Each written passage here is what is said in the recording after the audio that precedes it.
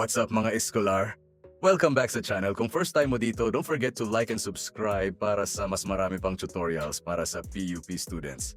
Sa video na ito, tuturuan ko kayo kung paano gamitin ang PUPSIS o Polytechnic University of the Philippines Student Information System. Kung freshman ka, transferee, or gusto mo lang malaman kung paano gamitin ang portal, stay until the end dahil step by step natin itong gagawin. Una, pumunta tayo sa official PUPSIS website gamit ang browser ninyo.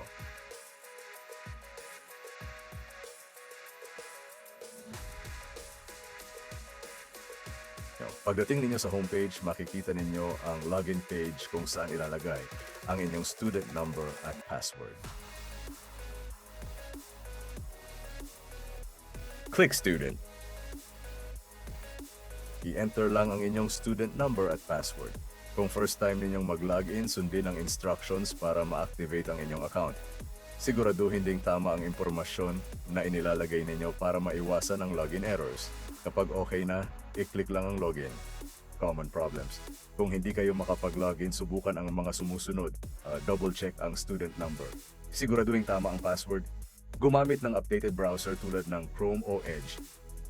Pagkatapos mag-login, mapupunta kayo sa inyong dashboard. Dito makikita ang iba't ibang features ng PUPSIS tulad ng student profile, subjects, grades, assessment, enrollment schedule, payment information. Ito ang main page na madalas ninyong gagamitin. Kung gusto ninyong makita ang class schedule ninyo, hanapin lang ang schedule section. Makikita rito ang mga subjects, araw ng klase, oras, room assignment at instructor.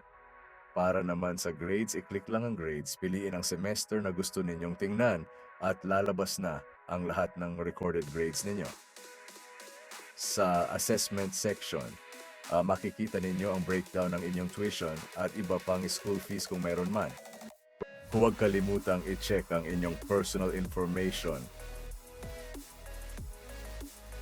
Feel free to update any information that is inaccurate or not applicable.